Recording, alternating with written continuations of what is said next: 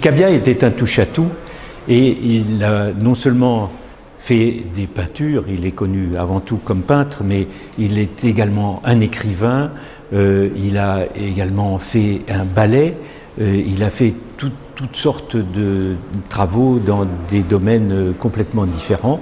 Et on est ici devant un de ces tableaux majeurs de 1924, le dresseur d'animaux, qu'il fait pour un des salons où il expose. Ce tableau est reçu une fois de plus comme une provocation, parce qu'il ressemble beaucoup plus à une affiche qu'à ce qu'on considère encore comme de la peinture selon le régime des beaux-arts du XIXe siècle. Et le tableau fait une fois de plus scandale. Il est d'ailleurs en général exposé en dessous de l'escalier dans une position, dans une place qui n'est pas tout à fait proéminente. Mais il a l'habitude de se servir de toutes sortes de références. Il se sert de cartes postales, de toutes sortes de livres, mais aussi quelquefois de la traduction classique. Et ici, on a affaire à une sorte de mixte entre le Serment des Horaces de David, le tableau très connu qui se trouve au Louvre, et où on voit ses fils en train de jurer devant leur père qu'ils vont partir à la guerre et tuer les Curiaces.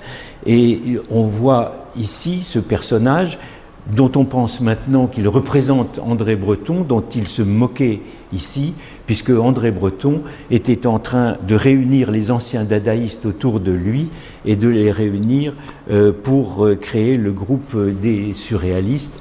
Et ils sont représentés ici comme des chiens que le leader André Breton est en train de dompter.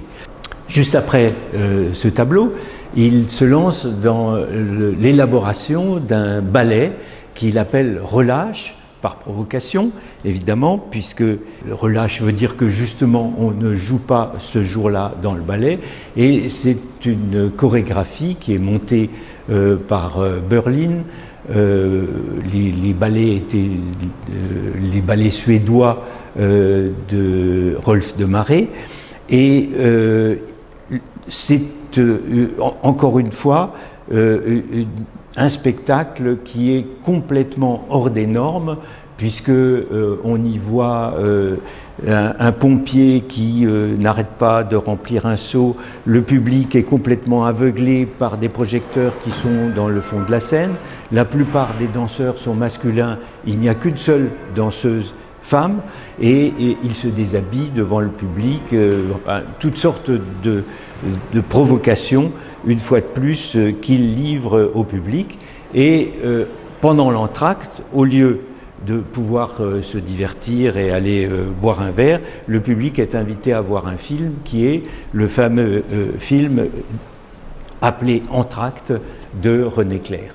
Ce ballet, dont on ne connaissait pas exactement la chorégraphie, a pu être, grâce à un travail de recherche, a pu être reconstitué, enfin la chorégraphie a pu être reconstituée, et il est montré sous forme de film dans l'exposition, et c'est une formidable possibilité pour le public de pouvoir renouer avec l'ambiance de cette époque.